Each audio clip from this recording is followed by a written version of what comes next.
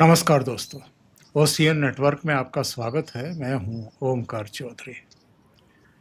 देखिए, जिसकी बहुत लंबे समय से आवश्यकता भी महसूस हो रही थी और कुछ स्थितियाँ, परिस्थितियाँ भी ग्लोबलाइज़ अगर हम घटनाक्रम को देखें, तो बन रही थी और लोगों ने कहना शुरू कर दिया था कि अगर एशिया की 3 बड़ी ताकतें आपस में हाथ मिला लें और जो ये अविश्वास की खाई है, इसको किसी तरीके से पाट लिया जाए, तो पश्चिम की जितनी भी साजिशें होती हैं, वो चाहे यूरोप की तरफ से या अमेरिका की तरफ से या किसी तीसरी ताकत की वजह से ये उत्पन्न होती हैं, तो इनकी हवा निकलते देर नहीं लगेगी। अब वैसे तो देखने में बड़ी नॉर्मल सी विजिट लग रही हैं कि एस जयशंकर साहब मॉस्को पहुँचे हैं और अजित डोभाल साहब बीजिंग पहुँचे हैं। नॉर्मल मैं इसलिए कह रहा हूँ क्योंकि अ, रूस के साथ राष्ट्रपति पुतिन के साथ भारत के और प्रधानमंत्री नरेंद्र मोदी के किस तरह के विश्वास के रिश्ते हैं और हमारे बीच जो अलग-अलग आयाम हैं, उन पर लगातार सहयोग और एक दूसरे को समझने की जो कवायद है, वो लगातार चलती रहती है। जब ये स्ट्रेट ऑफ हॉर्मुज का संकट खड़ा हुआ था, तो भी पुतिन साहब का एक बयान आया था। उन्होंने कहा था कि हम अपने मित्र भारत को किसी भी तरह का ईंधन का संकट होने ही नहीं देंगे। हम उनको सप्लाई बरकरार रखेंगे, सरप्लस में वहाँ पर रहेगा।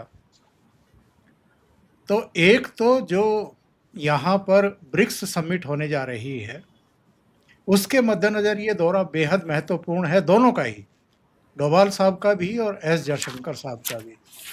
और दूसरे, जिस तरह की वैश्विक चुनौतियाँ इस समय रूस के सामने भी हैं, चीन के सामने भी हैं, भारत के सामने भी हैं, ऐसा लगता है कि जब शी जिनपिंग नई दिल्ली पहुँचेंगे 7 साल बाद, तो कुछ द्विपक्षीय बातचीत में ऐसे मुद्दे भी हल होने की दिशा में एक मजबूत पहल होगी, जो वर्षों से अटके हुए हैं। और दोनों देशों के बीच में जो विश्वास की एक कमी पैदा हो गई थी, डोकलाम में भी, फिर गलवान घाटी में भी और 4.5 साल का स्टैंड ऑफ रहा, तो क्या ये बर्फ़ पिघलने में अब हम देखेंगे कि कामयाबी मिलेगी? तो 2 ख़ास मेहमान मेरे साथ जुड़ रहे हैं, मेजर जनरल अश्वनी सिवाच साहब और मंजरी अग्रवाल जी, और दोनों से आप परिचित हैं, मेरे अतिरिक्त कोई परिचय देने की आवश्यकता नहीं है। आप दोनों विद्वानों का बहुत स्वागत है, बहुत अभिनंदन है। नमस्कार। नमस्कार, धन्यवाद। मंजरी जी, सबसे पहले मैं आपके पास ही आता हूँ। इन दोनों यात्राओं का, मॉस्को और बीजिंग की यात्राओं का, आप इनकी प्रासंगिकता कैसे देख रही हैं? और ये कितनी इम्पोर्टेंट विजिट है हमारे एनएसए साहब की और हमारे विदेश मंत्री की? देखिए, एक ब्लॉक की मैं बहुत दिनों से बोल रही थी कि भारत, रशिया, चाइना, बीआरसी मिलकर के एक ब्लॉक बनाएंगे। इसमें वर्ल्ड की काफी ज्यादा पॉपुलेशन है। भाई देखिए, भारत और चाइना वर्ल्ड के मोस्ट पॉपुलेटेड कंट्री है और कम है, लेकिन रशिया एक बहुत बड़ा क्षेत्रफल है। प्लस आप अगर दूसरी तरह से देखिए, वैश्विक भौगोलिक स्थिति की तरफ से, तो America, north America, south America, Europe, उनके पास ऑलरेडी है ये 3 कॉन्टिनेंट एंड ऑस्ट्रेलिया, 4 कॉन्टिनेंट उनके हैं। अफ्रीका के ऊपर दबदबा आजकल कम हो रहा है और पोल्स के ऊपर दबदबा बढ़ाने की कोशिश की जा रही है। बीच में केवल एशिया एक ऐसा पार्ट बचता है जिसको जीत लें तो फुल वर्ल्ड कंट्रोल उनके हाथ में चला जाएगा। एशिया की 3 प्रमुख कंट्रीज हैं, भारत, रशिया और चाइना। चाहे आप पॉपुलेशन, सामर्थ्य, टेक्नोलॉजी, रिसोर्सेज, सी रूट्स, किसी भी सेक्टर में देखिए, एजुकेशन, मानव संसाधन इसमें मोस्ट इंपॉर्टेंट है। ठीक है, तो अब अगर ये 3 देश एक साथ आ जाते हैं तो ये पूरे विश्व के खिलाफ, अगर पूरा विश्व एक तरफ हो जाए, जबकि ऐसा नहीं है, ग्लोबल साउथ हमारे साथ है, तो एक फॉर्मिडेबल पावर है। अभी आपने देखा ईरान और यूएस का युद्ध हुआ, और उसमें क्या था, ईरान को कैस्पियन सी के थ्रू पीछे से रशिया मदद कर रहा था, तो यूएस वहां से एक तरीके हिंदी में बोले तो भागा, ठीक है, छोड़ करके वो वहां से उनको जाना पड़ा। तो होल थिंग इज कि अब इसमें जब इस समूह पे आते हैं भारत, रशिया और चाइना, इसमें जो शैतान बच्चा है वो चाइना है। अगर इसको आप कंटेन करके, जो मैं कहती हूँ भारत को चाइना की बहुत सख्त जरूरत है, लेकिन चाइना वेंटिलेटर पे होना चाहिए, क्योंकि अगर चाइना थोड़ा भी ताकतवर है तो वो भारत में उत्पाद करेगा सबसे पहले वो, क्योंकि भारत को वो यूज करना चाहता है केवल एक मतलब रास्ते की तरह से, ताकि वो वार्म वाटर में पहुंच सके। तो यहाँ पर एक बस केवल एक ही पास है, इसको अगर आप टैकल कर ले जाते हैं तो भारत, रशिया और चाइना मिलकर के पूरे विश्व को जीतने की, टैकल करने की कुवत रखते हैं। अभी जब एस जयशंकर जी वहां पर हैं, हमारे फार्मर्स की सबसे बड़ी समस्या क्या है, फर्टिलाइजर्स की। तो पुतिन ने स्वयं ये बयान दिया है कि हम किसी भी तरीके से फर्टिलाइजर्स की कमी नहीं होने देंगे, और इसके लिए प्रोडक्शन जो है यहाँ पर भी शिफ्ट होने की बात है। दूसरी जो बहुत अच्छी चीज है, इससे रुपए को बल मिलेगा। पूछेंगे कैसे? सिंपल है, अभी तक हम उनसे क्रूड ले रहे थे और वो अपना तेल जो उनको जरूरत होता था खुद रिफाइन कर रहे थे, पर यूक्रेन ने जो बम्बार्डमेंट उनकी रिफाइनरीज पे किया है, तो हम क्रूड रिफाइन करके उनको एक्सपोर्ट कर रहे हैं, जिसके कारण अब अगर हम कह रहे हैं युवान नहीं रुपये के ट्रेड पे आइए, तो अब रशिया जो है उस चीज को देखेगा। सबसे बड़ी उपलब्धि इसी बीच में हुई है, AK-203 अभी फर्स्ट फायर करके देखा गया है उससे, और ये बहुत जल्दी आई होप कि हमारी आर्मी को मिल जाए, ताकि हम और मजबूत और हो जाए। वैसे श्रीवास्तव के सामने ये चीज बोलने में थोड़ी सी हिचक लग रही है, बट अगेन हमें जो मजबूती रशिया से मिल रही है उनके साथ ब्रह्मोस और इस सब से, मेरी एक आंख रहेगी उनकी बुरावैत्सनिक नाम की मिसाइल के ऊपर, जिसको मैं समझती हूँ अपने छोटे से ज्ञान के में कि वो वर्ल्ड की बेस्ट मिसाइल है। अगर उसका को प्रोडक्शन भारत और रशिया करने लग जाए, तो फिर एक मैसिव फॉर्मिडेबल पावर भारत अपने आप में बन जाएगा, जिसकी तरफ देखना किसी के लिए मुश्किल है। जो दूसरी सबसे बड़ी बात वो हो रही है, चाइना वो सॉरी रशिया और भारत के बीच में एक रेलवे लाइन की बात थोड़े पिछले दिन पुतिन ने कही थी। ये रेलवे लाइन के साथ रोड नेटवर्क आ जाए और एक पाइपलाइन आ जाए, ताकि क्रूड और पेट्रोल जो रिफाइंड है वो एक्सचेंज कर सके हम लोग।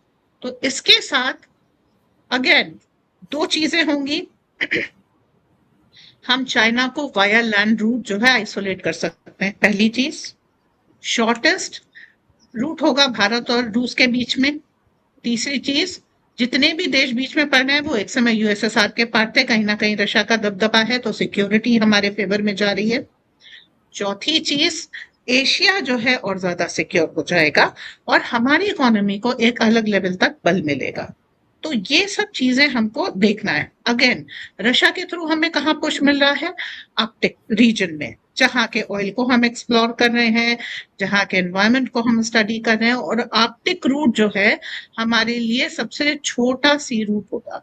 हमारा एक चेन्नई व्लादिवोस्टॉक ट्रेड कॉरिडोर है, अगेन उसको जब हम बलवान कर लेते हैं, तो ये जो इंडो पैसिफिक है इसमें हमारी प्रेजेंस बहुत अच्छी हो जाती है, तो हम सी से चाइना को कंटेन कर सकते हैं। तो जो चाइना इस समय बुलिश हो रहा है बांग्लादेश में, उसको हम उसी के रीजन में पुश कर सकते हैं। बल्कि म्यांमार जो हमारी दोस्ती में अभी एक इम्पोर्टेंट स्पेस ले रहा है, उसके ऊपर भी हम कंटेनमेंट पे जा रहे हैं। तो जो हम वियतनाम और सिंगापुर तक रोडवेज बनाने की कोशिश कर रहे हैं, उसमें हमको बहुत आसानी पड़ जाएगी अगर हम ये दोनों चीजें, चेन्नई व्लादिवोस्टॉक और डायरेक्ट जो लैंड रूट है, ये सब लेने। तो एशिया अब जो है वर्ल्ड की एक तरीके से कही पोजीशनिंग और सारी चीजें लिखेगा।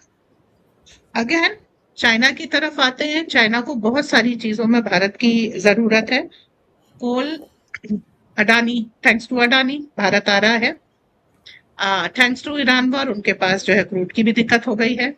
सोलर में भी कुछ क्रिटिकल मिनरल्स वो म्यांमार से ले जा रहे थे, जिसपे मतलब ये कह लीजिए मोदी जी ने अभी अपना रुमाल रख दिया है, ठीक है, वो अब जल्दी ही भारत आएंगे।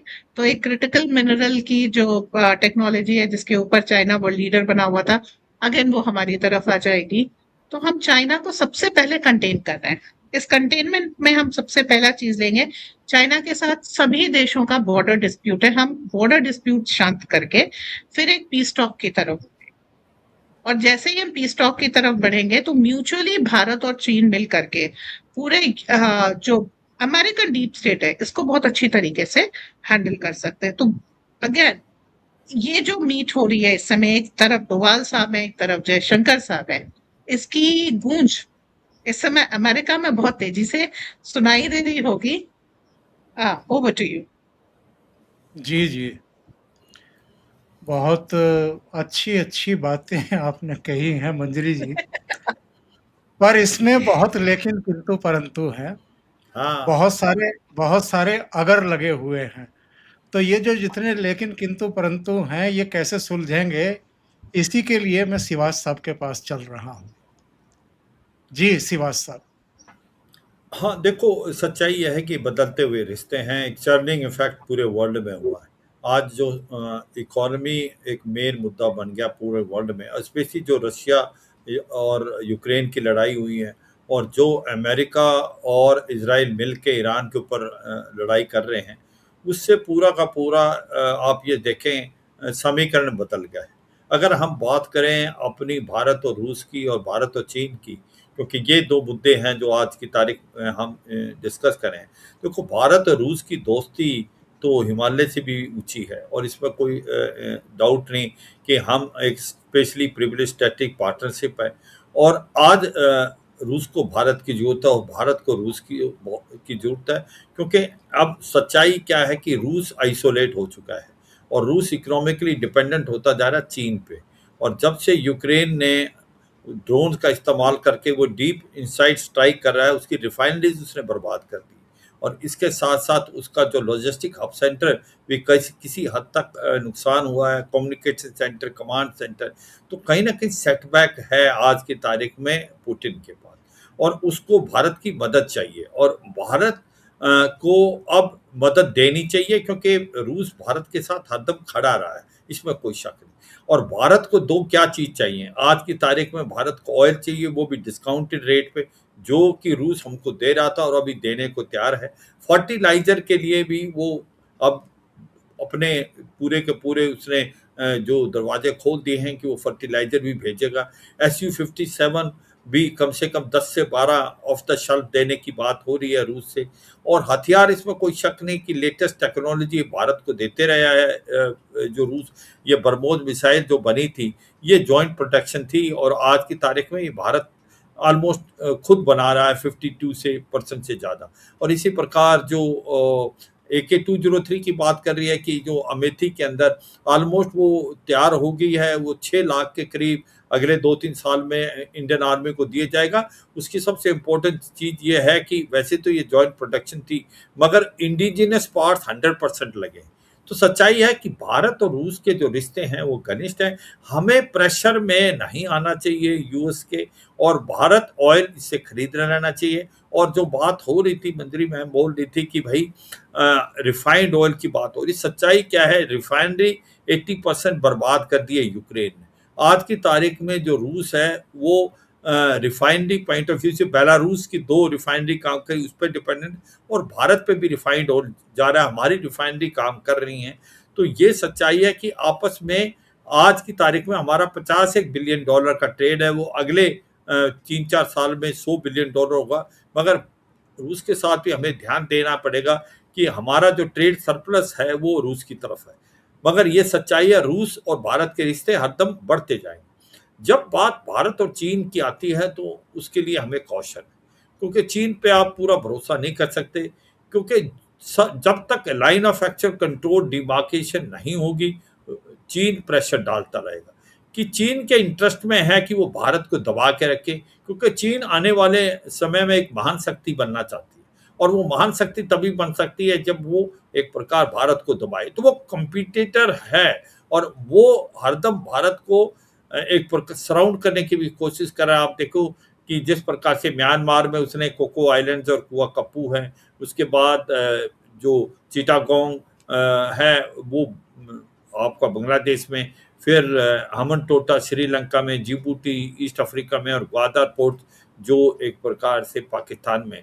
तो चीन जो है वो भारत को हरदम प्रेशर में रखेगा, इसमें कोई शक नहीं। इकोनॉमी पॉइंट ऑफ व्यू से इसमें सच्चाई है, ये इंटरडिपेंडेंट है। और भारत और जो चीन का ट्रेड है वो 150 बिलियन डॉलर, अभी लार्जेस्ट ट्रेडिंग पार्टनर भारत का चीन हो गया। मगर दुख की बात यह है कि इसके अंदर जो ट्रेड सरप्लस बहुत ज़्यादा चीन की तरफ है, 130 बिलियन डॉलर के करीब वो भारत को एक्सपोर्ट करता है और भारत करीब करीब 20 बिलियन डॉलर ही करता है। तो ये हमें ध्यान रखना पड़ेगा। मगर ये सच्चाई है कि रॉ मटेरियल काफ़ी हद तक हम चीन से लेते हैं, इलेक्ट्रॉनिक्स लेते हैं, हमारी मशीनरीज वहाँ से आती है और भारत कुछ एक चंद एक चीज़ें बेचता है, टेक्सटाइल होगा, फार्मास्यूटिकल होगा, जेम ज्वेलरी होगी। तो हमें 3-4 चीज़ों का ध्यान देना है चीन के साथ। चीन के साथ व्यापार बढ़ना चाहिए। चीन के साथ भारत अपने जो ट्रेड है उसको बढ़ाए और भारत ज़्यादा एक्सपोर्ट करे। भारत चीन के ऊपर प्रेशर डाले कि वो अपनी मार्केट को खोले, जैसे भारत ने काफ़ी हद तक चीन के लिए मार्केट खोली हुई। लाइन ऑफ एक्चुअल कंट्रोल पे भारत अपना इंफ्रास्ट्रक्चर बना रहा है, लद्दाख से लेकर अरुणाचल प्रदेश। अब हमारी स्थिति वो नहीं है जो पहले थी, हम मजबूत हैं। मगर आप उस पर कोई चांस नहीं ले सकते क्योंकि चीन बहुत जोरों से अपने आप को डेवलप कर रहा है।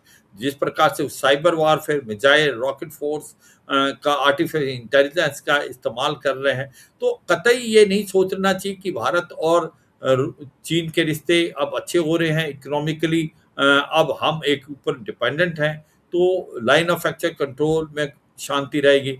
ये हमारी सबसे बड़ी गलती हो सकती है, चीन पे हम नहीं भरोसा कर सकते। जब आरआईसी की बात हो सकती है, रसिया, इंडिया, चाइना मिलके, देखो ये कहने में ठीक है मगर ये हो नहीं पाएगा क्योंकि इसके अंदर सबसे बड़ी प्रॉब्लम है चीन। क्योंकि जो चीन है वो उसकी और भारत की जो आपस की फ्यूचर के अंदर जो एक प्रकार से आप ये कह सकते हैं रिक्वायरमेंट, वो बिल्कुल कॉन्ट्रडिक्ट कर रही। चीन चाहेगा कि भारत दबा रहे, भारत अंडर डेवलप रहे, भारत को वो पाकिस्तान के थ्रू भी दबा के रखेगा और उसको पता है कि अगर उसको सुपर पावर बनना है तो इंडिया उसके लिए एक चैलेंज है साउथ एशिया में। तो ये हमें ध्यान रखना पड़ेगा और इसको हम 2-3 तरीके से कर सकते हैं कि हम अपने आप को एक मजबूत बनाएं, इकोनॉमिकली भी और मिलिट्रली। जिस तरफ भारत जा रहा है, भारत आप आज की तारीख में 4th to 5th largest economy है, 4th स्ट्रॉन्गेस्ट मिलिट्री पावर है, मगर अभी हमें बढ़ते जाना है क्योंकि चीन की जब बात होती तो बांग्लादेश का कहना बड़ा इंपॉर्टेंट पड़ेगा। जिस प्रकार से बांग्लादेश के अंदर अब चीन के फुटप्रिंट बढ़ते जा रहे हैं, जिस प्रकार से तीस्ता वाटर मैनेजमेंट प्रोजेक्ट जो है वो चीन को दे दिया है बांग्लादेश ने, मोंगला पोर्ट चीन को दे दिया है, तो एक प्रकार से चीन के फुटप्रिंट्स बढ़ते जाएंगे बांग्लादेश में। ये हमारे लिए बहुत बहुत कॉज ऑफ कंसर्न। और यही नहीं कि चीन बांग्लादेश के अंदर पाकिस्तान जो है आईएसआई अपने पैर पसार रहा, तो ये हमें बहुत ध्यान देना है। जहां बात होती है ट्राइलेटरल जो हाईवे की बात हो रही है भारत से जो म्यांमार, म्यांमार से थाईलैंड, वो जो है उस पर काम चल रहा है, मगर उस पर काम इसलिए स्लो है क्योंकि जो इंसर्जेंसी है म्यांमार के अंदर, इस जो इंटरनेशनल जो हाईवे है उसको कंबोडिया, लाओस तक पहुंचाने की बात है, मगर उस पर काम टाइम लगेगा। इसके साथ साथ हम जो बना रहे कलादान मल्टी मॉडल प्रोजेक्ट, जो कि कोलकाता से कुआकोप्पू जाएगा म्यांमार के अंदर और उसके बाद कलादान रिवर के बाद से जाएगा, फिर ये रोड से आइजोल जाएगा। उस प्रोजेक्ट में भी थोड़ा सा डिले है क्योंकि उसके अंदर same southern ports of Myanmar में अभी मिलिटेंसी है। तो ये सच्चाई है, बदलता हुआ समीकरण है। भारत और रूस के रिलेशनशिप घनिष्ठ रहेंगे, हम यूएस के प्रेशर में नहीं आएंगे। हमें हो सकता है आने वाले टाइम में 100% टैरिफ लगे, मगर भारत मुझे लगता है ऑयल, फर्टिलाइजर खरीदेगा। भारत को जो रूस लेटेस्ट टेक्नोलॉजी देने के लिए तैयार है, भारत को Su-57 मेक इन इंडिया बनाने के लिए भी तैयार है। तो हमें रूस से बिल्कुल प्रेशर में आके कोई नाता नहीं छोड़े, मगर चीन के साथ हमें हर चीज़ फूक फूक के भरनी चाहिए क्योंकि चीन पे भरोसा करना खतरे से खाली नहीं है। चीन से साथ हमारे जो रिलेशनशिप हैं वो होने चाहिए प्रोफेशनल। हमको जहाँ सूट करता है हमारे साथ चीन के साथ अच्छे रिश्ते होने चाहिए। हमें इकोनॉमिकली आपस में एक दूसरे से डिपेंडेंट है, मगर हम अपना एक्सपोर्ट बढ़ाएं, वो मार्केट खोले चीन भी भारत के लिए, और हमें अपने बॉर्डर पे हरदम चौकन्ना रहना है, क्योंकि चीन का जो मेन एम है कि भारत को दबाना और किसी तरीके से वार्म वाटर, ये जो इसने चाइना पाकिस्तान इकोनॉमिक कॉरिडोर जो बनाया है, और जो म्यांमार इकोनॉमिक कॉरिडोर बनाया, म्यांमार चाइना इकोनॉमिक कॉरिडोर, उसकी मकसद ये है कि वो किसी तरीके से, अगर जो मलक्का सिंड्रोम की बात होती है, जहां पर वो कमजोर है, 60 से 70% उसका ऑयल जाता है, अगर अंडमान निकोबार में जैसे हम डेवलपमेंट कर रहे हैं, तो हम उसको ब्लॉक कर सकते हैं, इसमें कोई शक नहीं। उसको वो काउंटर करने के लिए काफी चीजों से लगा हुआ है। तो बदलते हुए समीकरण में आपको रियलिस्टिक होना चाहिए।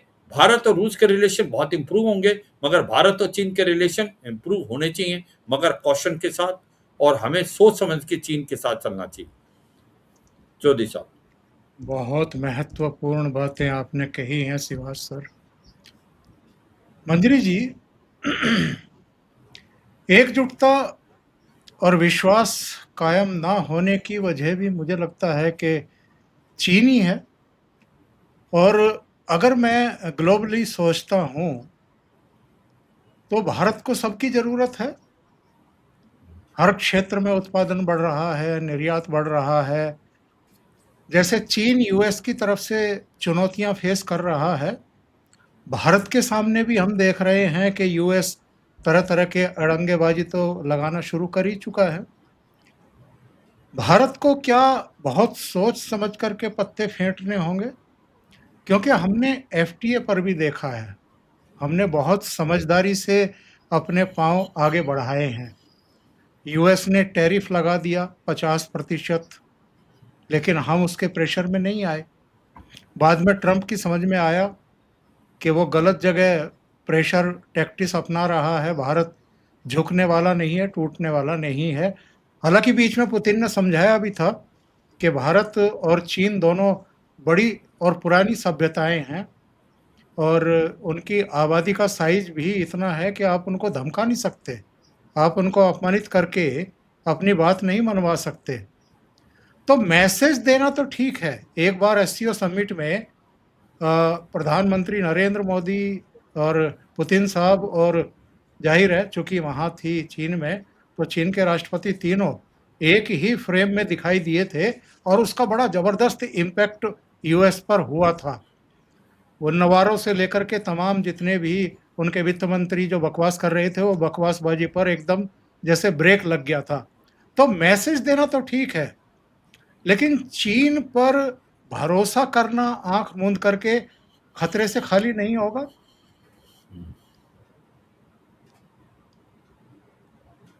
आप म्यूट पे हैं शायद। हाँ, मैंने एक शब्द पे ध्यान नहीं दिया। मैंने कहा भारत को चीन चाहिए, लेकिन वेंटिलेटर पे। अब वेंटिलेटर पे जो होता है वो हमारे जिंदा ही जिंदा होता है। अगर हम ट्यूब निकाल लें तो उसका बोलोराम हो चुका होता है। That is the India China policy in a nutshell.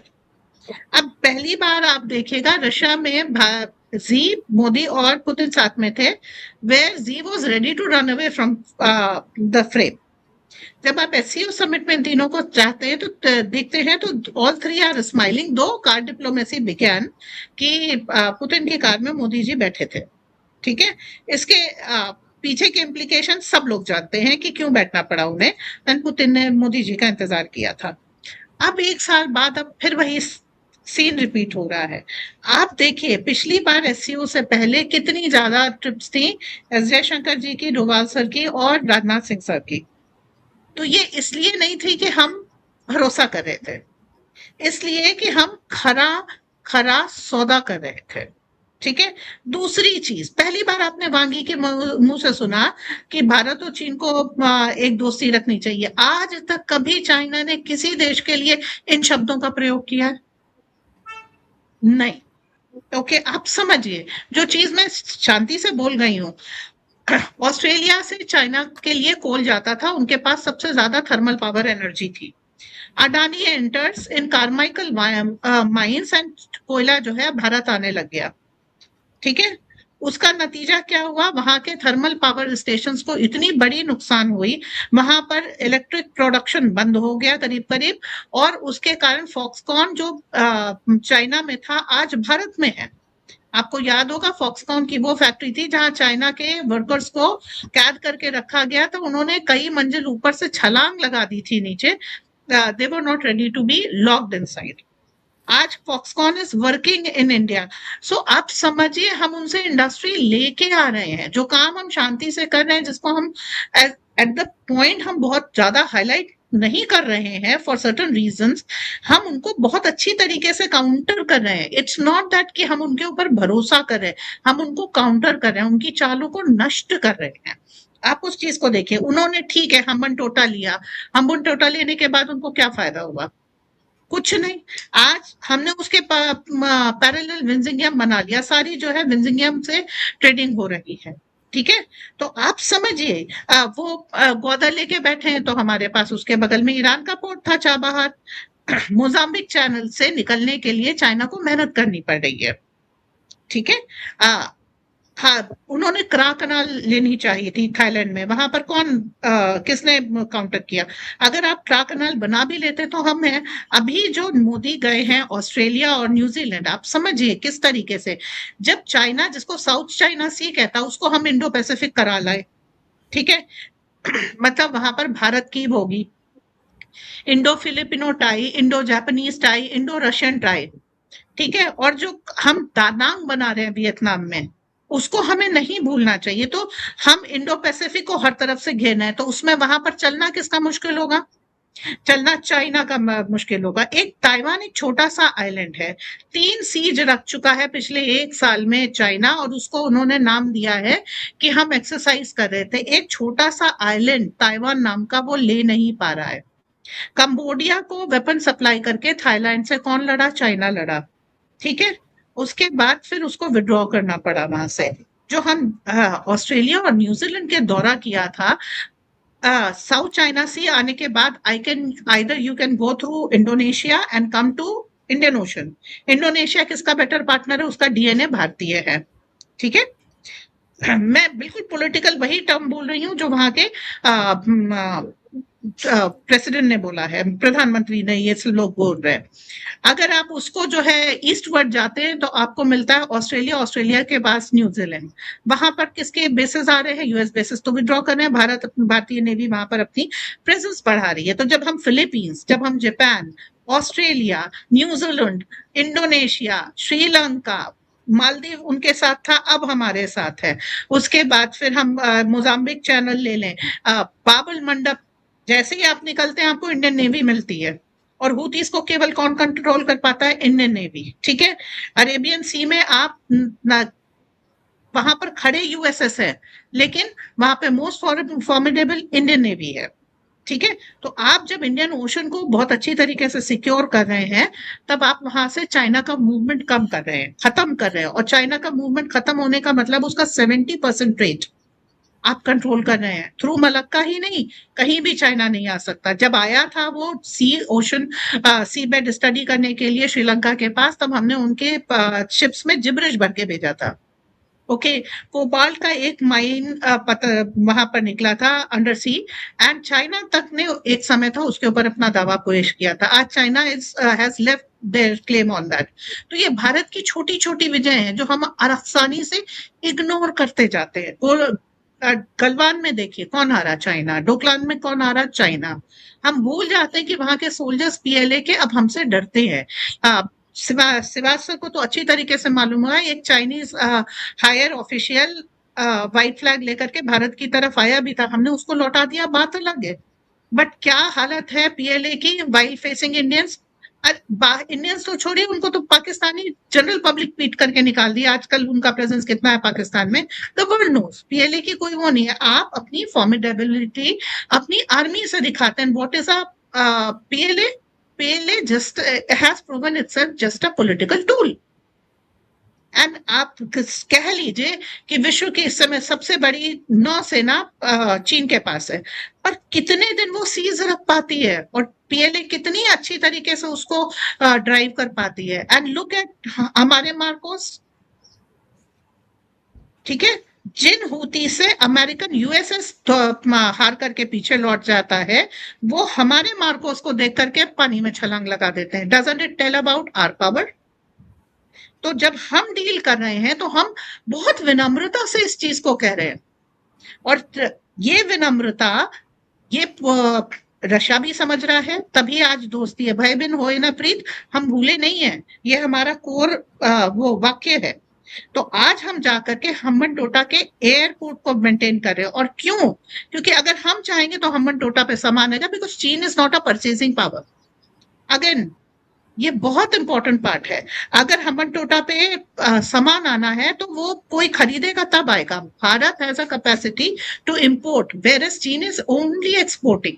और जब हम उनके इंडियन ओशन में उनके शिप्स के ऊपर दबिश बनाते हैं, तब हम एक चीज वो करते हैं, चीन की इकोनॉमिक पावर को कंटेन करते हैं। मिलिट्री पावर हमने गलवान और डोकलाम में दिखा दी, इकोनॉमिक पावर पे हम स्ट्रैंगुलेशन कर रहे हैं।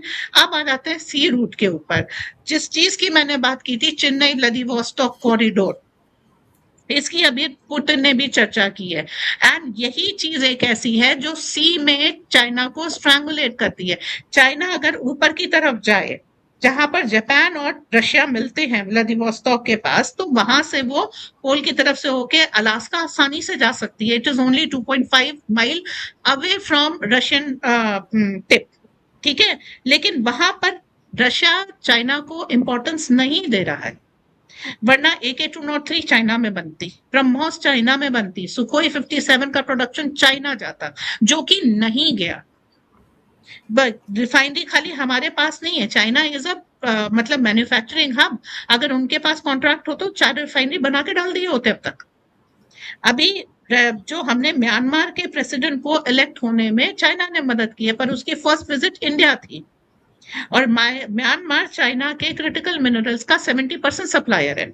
इसीलिए मैंने उसको हल्के में कहा कि हमने रुमाल डाल दिया वहां पे, because it doesn't go to China anymore. तो हम उसको जगह जगह चेक एंड बैलेंस कर रहे हैं। कंबोडिया को हमने बिना लड़े, बिना किसी तरीके से, सिर्फ एक डिप्लोमेटिक चैनल से ये समझा दिया है, चाइनीज वेपन पे भरोसा करके। और वहां पर क्या है, एक गोल्डन ट्रायंगल है। वो किसका हब है? वो ड्रग स्मगलिंग का हब है। और वॉर ऑन ड्रग किसने डिक्लेयर किया है? हमारे मोदी जी ने। तो कंबोडिया को अगर बहुत सिंपल लैंग्वेज में समझाया है कि ड्रग के चंगुल से निकलना है तो उसे भारत की तरफ आना होगा। एंड कोई भी देश जिसने अच्छी तरीके से अपनी राजनीति को चलाना, उसको मालूम है drug is not a future of a country. जी, जी। समझिए, हम people to people tie and government to government tie से वो चीज कर रहे हैं। और चाइना के साथ सबका बॉर्डर डिस्प्यूट है। तो आप समझिए, हम जिस तरीके से टाई अप्स कर रहे हैं, जिस तरीके से माइट दिखा रहे हैं, जिस तरह इकोनॉमिक रिफॉर्म कर रहे हैं, और जिस तरीके से आगे बढ़ रहे हैं, हम चाइना को कंटेन कर रहे हैं। अभी जिस कॉरिडोर की मैंने बात की कि रेल रूट भारत से रशिया का होगा, तो ये चाइना को लैंड रूट में स्ट्रैंगुलेट करेगा। और चेन्नई व्लादिवोस्टॉक और इंडो पैसिफिक उसके सी रूट को स्टॉल करेगा। हम चाइना को कंटेन कर रहे हैं। Again, we are bringing China on ventilator. We are not trusting China, we are countering it बिना एक भी बंदूक चलाए। And that is the win of democracy, diplomacy and Modi government. तो आज जहां पर हम बैठे हैं, चाइना को जल्दी ही, अब फूड के केस में देख लें, पहली चीज, जो चाइना को खाना है वो भारत से जा रहा है। China is looking forward to Indo Sino trade, ठीक है, ऐसा नहीं है। अगेन, आप इस चीज को देखिए, चाइना में भी छोटी सी घटना हुई, एक व्यक्ति के ऊपर कत्ल का इल्जाम लगा, वो जाके मक्के के खेत में घुस गया। लोगों ने सीसीपी के अगेंस्ट जाकर के उस व्यक्ति को सपोर्ट किया है, और चाइना में he became a fever. That means एक कॉमन व्यक्ति के ऊपर जो सीसीपी का कंट्रोल था वो टूट रहा है। तो वहां पर भी चाइना से खबर बाहर आने का मतलब है चाइना का स्ट्रॉन्ग होल्ड कम होना, ठीक है। तो वहां पर भी बहुत सारे चेंजेस हो रहे हैं। किस तरीके से हो रहे हैं ये तो भगवान बोलेगा, हम ज्यादा नहीं बोलेंगे। बट चाइना को we are countering in more than one way, जी, जी। एंड दैट इज वाई मुझे इस चीज का भविष्य दिखाई देता है। Yes, Russia has been long standing partner and आज भी हमारी बहुत सारी ये कह लीजिए power is dependent on friendship with Russia and we are grateful for that. But China को हम बहुत सुंदर तरह से काउंटर कर रहे हैं। It is not in position Bharat से अब दुश्मनी मोल लेकर के। वो ठीक है, चाइना में भी एक डीप स्टेट है जो बांग्लादेश में इंटरवीन करने की कोशिश करेगा, बट रहमान को मालूम है कि अगर उसको बिजली चाहिए, पानी चाहिए, तो उसे भारत की ओर देखना होगा। और ये जो दिसंबर में शेख हसीना बांग्लादेश पहुंचेंगी, इससे जो हड़कंप मचा है बांग्लादेश में, so I don't think so Mongla एक सी पोर्ट उन्होंने दे दिया है। कोको आइलैंड, काबो वैली तो थैंक्स टू नेहरू जी बहुत पहले दे चुके थे, कोई आज की बात नहीं है। लेकिन जब हम ग्रेट निकोबार में अपना बेस बनाते हैं तो कोको आइलैंड काउंटर हो जाता है। काबो वैली जब हम म्यांमार में सर्जिकल स्ट्राइक करते हैं, म्यांमार को अपने साथ लेते हैं, तो काबो वैली हम टैकल कर लेंगे। सो जहां जहां चाइना के फुटप्रिंट्स हैं, उसको हम बहुत सुंदर तरीके से काउंटर कर रहे हैं। लेटेस्ट आप देख लीजिए, कोलकाता में बैठ करके बहुत सारे टिबेटन्स अपने सर मुड़वा रहे हैं। They are imposing against China कि आपने हमारे एरिया में आकर के दबिश दी है। आईटीबीपी का बहुत सुंदर रोल है वहां पर। जल्दी ही कोई खबर मिलेगी, लेकिन क्या मिलेगी अभी नहीं बोलूंगी। जी जी। लास्ट सेगमेंट है प्रोग्राम का। शिवास सर, अगर समिट में, ब्रिक्स समिट में ब्राज़ील के राष्ट्रपति, ईरान के राष्ट्रपति, रूस के राष्ट्रपति, चीन के राष्ट्रपति नई दिल्ली पहुंच रहे हैं, जिसकी के उम्मीद है कि ये सब आ रहे हैं, मैसेज क्या जाने वाला है उन लोगों तक जिन तक ज़रूरी है मैसेज पहुंचाना? नंबर 2, क्या कोई सहमति बनेगी? हालांकि भारत भी कह चुका है कि हम डी-डॉलराइजेशन की मुहिम में शामिल अभी नहीं है, लेकिन क्या कोई वैकल्पिक मुद्रा की तरफ बढ़ सकते हैं? नंबर 2, शी जिनपिंग की नई दिल्ली यात्रा से आपको क्या उम्मीदें हैं? हाँ, बिल्कुल। देखो चौधरी साहब, इसमें कोई शक नहीं कि जो ब्रिक्स समिट है जो 12-13 सितंबर को, एक बड़ी महत्वपूर्ण है। इसमें पहले 5 कंट्रियां थी जो कि ब्राज़ील, रूस, इंडिया, चाइना और साउथ अफ्रीका, और इसके अंदर 6 और देश मिल गए, जिसके अंदर इंडोनेशिया भी है, यूएई भी है, उसके बाद सऊदी भी है, इजिप्ट भी है, इथियोपिया भी है। तो ये सच्चाई है, और ईरान भी है। तो ये सच्चाई है कि ये जो गठबंधन है एक बहुत पावरफुल है, इसमें कोई शक नहीं।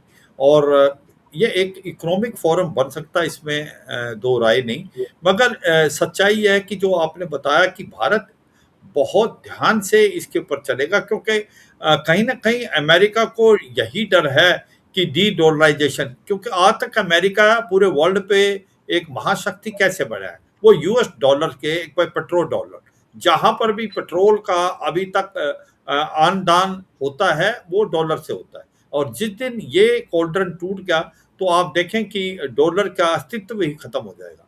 तो ऐसे में कहीं ना कहीं बात आ रही थी जो ब्रिक्स करेंसी होनी चाहिए, ये जो देश हैं ये ना कि डॉलर का इस्तेमाल करें। मगर भारत इसके लिए बहुत कीन नहीं है। उसकी वजह आप जानते हैं, भारत डायरेक्टली कन्फ्रंट नहीं करना चाहता यूएस से, क्योंकि भारत को भी पता है कि अगर हमें चीन के साथ कभी प्रॉब्लम होती है तो यूएस की जरूरत होगी। यूएस के साथ हमारी फ्री ट्रेड एग्रीमेंट भी होने वाली है, यूएस के साथ हमारे हथियार भी आए हैं, C-130 आप देखें, उसके बाद M777 ultra light Houser, Chinook, Apache, attack captain.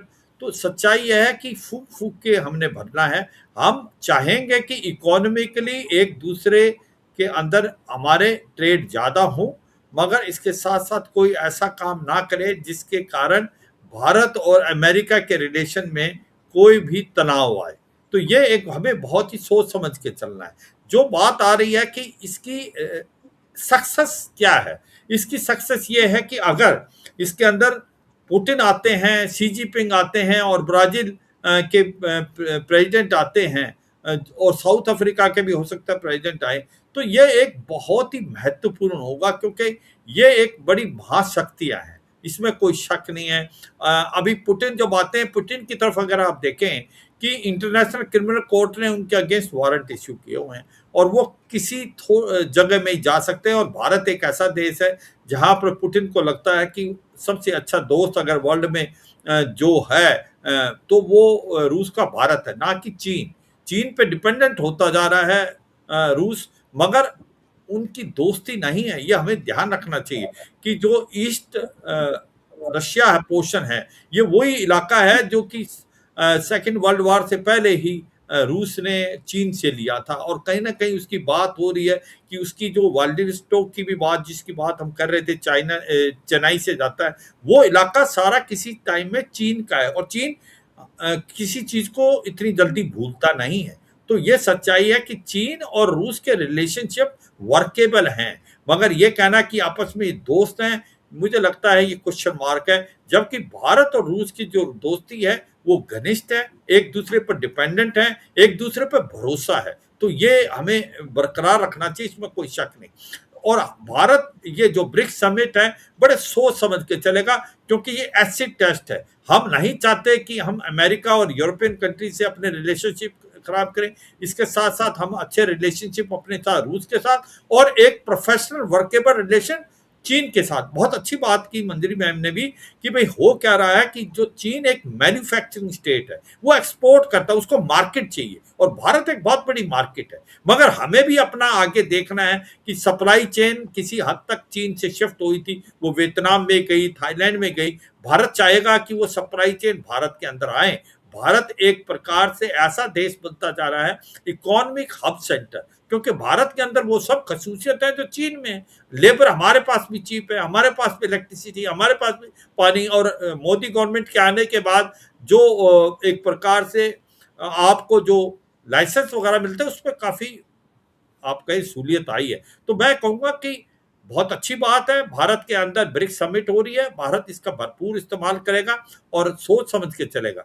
जहां बात आती चाइना की, हमें सोचना है, क्योंकि इंडो पैसिफिक में भी जब क्वाड की बात आती है कि freedom of navigation, rule based international order, maintaining territorial integrity, sovereignty of all nation, इसमें भारत और ये चारों देश जो है, भारत, अमेरिका, जापान और ऑस्ट्रेलिया, इसका आपस में गठबंधन बहुत जरूरी है। और इसीलिए भारत बार बार ये कहता है कि कहीं ना कहीं जिस लड़ाई से अब अमेरिका लड़ रहा है ईरान में, जो वो हारी हुई लड़ाई है, वो पहले राउंड में भी हार चुका है, उसके कारण जिस प्रकार से जॉर्ज वाशिंगटन को इन्होंने शिफ्ट किया है, इंडो पैसिफिक से अब अरेबियन सी में ले आए हैं, ये अब लगता है इंडो पैसिफिक में कमजोर है, और चीन इसकी इंतजार कर रहा है। मगर चीन को डर किस चीज का है? क्यों नहीं वो ताइवान को हड़प लेता? अब मौका है। ताइवान को इसलिए नहीं हड़प पा रहा, चीन भी एक ऐसा देश है जिसने 1979 के बाद लड़ाई नहीं लड़ी। 1979 में जो लड़ाई लड़ी थी उसने वियतनाम से, उससे मुंह की खानी पड़ी थी। तो सच्चाई है कि उसने भी देख लिया रूस यूक्रेन लड़ाई में, रूस जो है नंबर 2 मिलिट्री पावर है, यूक्रेन बहुत पीछे है, मगर रूस उसको जीत नहीं पाया। तो ये सच्चाई है कि चीन को भी पता है कि जो ताइवान है वो बहुत ही ज्यादा आज की तारीख में अपनी आर्टिलरी, साइबर वारफेयर और एक प्रकार आर्टिफिशियल इंटेलिजेंस, एम्फीबियस ऑपरेशन के लिए बहुत ज्यादा चौकन्ना है। तो चीन को इतना आसान नहीं होगा कि कहीं ऐसा काम करे कि वो ताइवान को जबरदस्ती हड़पने की कोशिश करे। तो सच्चाई यह है, ये बदलता हुआ समीकरण है। There are no permanent friends and enemies and international relation. What is permanent is your national interest. आपको अपने नेशनल इंटरेस्ट पे चलना है। आज आपका नेशनल इंटरेस्ट कहता है भारत और रूस एक दूसरे के साथ खड़े, हमें रहना चाहिए। और भारत और चीन के जो रिलेशनशिप हैं वो इकोनॉमिक हैं, और वो एक प्रकार से कॉम्प्लीमेंट्री किसी जगह। मगर जहां बात आती है कंपटीशन की, जहां बात आती है हमारे बॉर्डर डिस्प्यूट की, उसके लिए हमें बड़ा चौकन्ना होना चाहिए। क्योंकि जब बात आ रही है कि चीन के बॉर्डर डिस्प्यूट दूसरे देशों के साथ, मगर उसका दूसरा पहलू भी है। चीन ने बाय एंड लार्ज अपने बॉर्डर जो है रिजॉल्व कर लिए हैं सभी देशों से, एक्सेप्ट 2 देश जो भारत है और भूटान है। तो हमें इस चीज से चौकन्ना रहना चाहिए। मगर यह सच्चाई है कि इकोनॉमिक रिलेशन भारत और चीन के बढ़ते हैं, और भारत का भी एक्सपोर्ट बढ़ता है, भारत के लिए मार्केट देता है चीन, तो बहुत अच्छी बात है। तो मैं ये कहूँगा बदलते हुए समीकरण में हमें अपने नेशनल इंटरेस्ट के साथ चलना है। ब्रिक्स समिट भारत में हो रही है, बहुत इंपॉर्टेंट चीज है, मगर हमने कुछ ऐसा कोई काम नहीं करना है ऐसा कि जिससे अमेरिका के साथ हमारे रिलेशन में कोई खटास आए, क्योंकि हमारा फ्री ट्रेड एग्रीमेंट होना है, और भारत और अमेरिका भी एक ट्रेड जो है वो 120 से 130 बिलियन डॉलर है। चौधरी साहब। बहुत बहुत धन्यवाद। ये ऐसे विषय हैं जिन पर बहुत लंबी-लंबी चर्चाएँ हो सकती हैं और बड़ी फ्रूटफुल हो सकती हैं। केवल लंबी बिल चर्चा नहीं हो सकती। तो इस पर हम फिर चर्चा जारी रखेंगे और मुझे लगता है कि ब्रिक्स समिट तक बहुत सारे विषय हैं, जिनको हम लोग डिस्कशन करेंगे। आज के लिए मैं आभार व्यक्त करना चाहता हूँ मेजर जनरल सिवाच साहब का, मंजरी जी का। आप दोनों ने समय निकाला और बहुत महत्वपूर्ण इश्यूज़ पर अपने विचार रखे। Thank you so much. Thank you, नमस्कार। थैंक यू, नमस्कार। जय हिंद। जय हिंद।